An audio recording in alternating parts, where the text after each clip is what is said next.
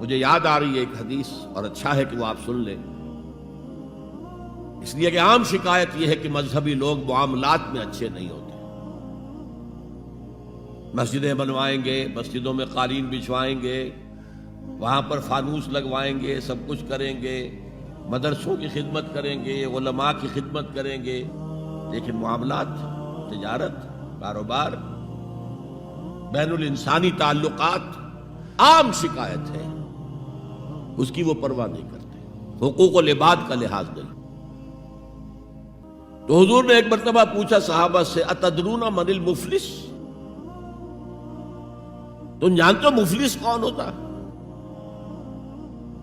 صحابہ نے جواب دیا، المفلس عندنا من لا درہم لہ ولا دینارا، حضور ہم اس شخص کو مفلس سمجھتے ہیں جس کے پاس درہم و دینار نہیں ہے۔ ہم کہیں گے روپیہ پیسہ نہیں ہے، فرمایا نہیں، میری امت کا مفلس وہ ہوگا جو بہت سی نمازیں لے کر آئے گا، بہت سے روزے لے کر آئے گا، بہت سے حج لے کر آئے گا، بہت سے عمرے لے کر آئے گا، لیکن اس کے ساتھ ہی قد شتم ھذا، فلاں شخص کو گالی دی تھی، وَأَكَلَ مَالَ ھذا، فلاں شخص کا مال کھا لیا تھا، فلاں شخص پر تہمت لگائی تھی۔ اب وہ سارے دعوے دار آ جائیں گے، اللہ اس نے میرے ساتھ یہ کیا، ٹھیک ہے بھائی، اس کی نمازیں تم لے جاؤ، اور تو کچھ ہے نہیں، کوئی کرنسی تو ہے نہیں وہاں، نہ ڈالر ہے نہ یورو ہے، کچھ بھی نہیں، اعمال کی کرنسی ہے، دیکھی تم لے جاؤ۔ کوئی اور دعوے دار آیا، روزہ وہ لے گیا،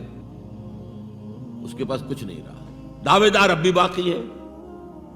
اب ان کے گناہ جو ہے اس کے حساب میں پڑنے شروع ہو جائیں گے، یہاں تک کہ دوسروں کے گناہوں کے بوجھ تلے دب کر وہ جہنم میں جھونک دیا جائے۔ یہ مفلس۔